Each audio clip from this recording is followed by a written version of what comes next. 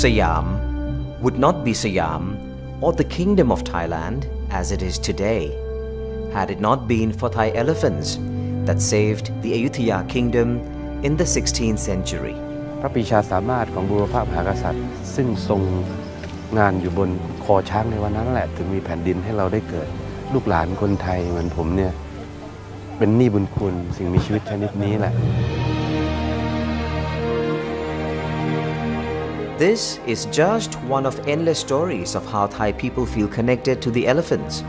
The bonding, the love Thai people share with these pachyderms inspires us to come up with the annual charity during Lord Ganesha's birthday celebration. Lord Ganesh is a Hindu god with elephant face who is much revered in Thailand as Lord of Wisdom, Art and Entertainment. Our aim is to help raise fund for Thai Elephant Conservation Center and Thai Elephant Research and Conservation Fund in Khao Yai. ที่นี่ชื่อกองทุนวิจัยและอนุรักษ์ช้างไทยครับทำงานอยู่หลักๆอยู่4เรื่องด้วยกันเรื่องแรกก็คือศึกษาวิจัย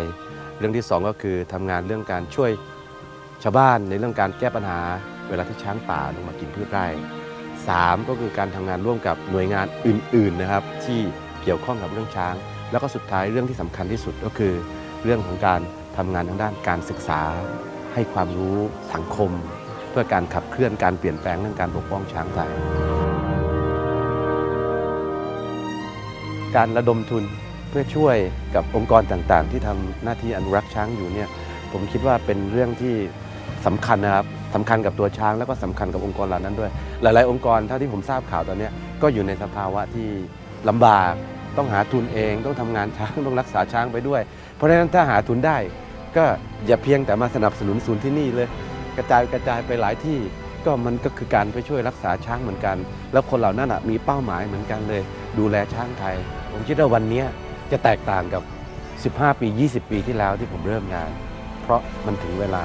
ที่คนไทยแสดงให้เห็นแล้วว่าเขาพร้อมในลุกขึ้นมาปกป้องช้างไทยนี่แหละครับคือพลังของคนไทย We would like to express our deepest gratitude to all our supporters, namely honorable diplomats, corporates, associations, media, and most importantly, all of you in the audience. Let's give ourselves a big round of applause and enjoy the evening.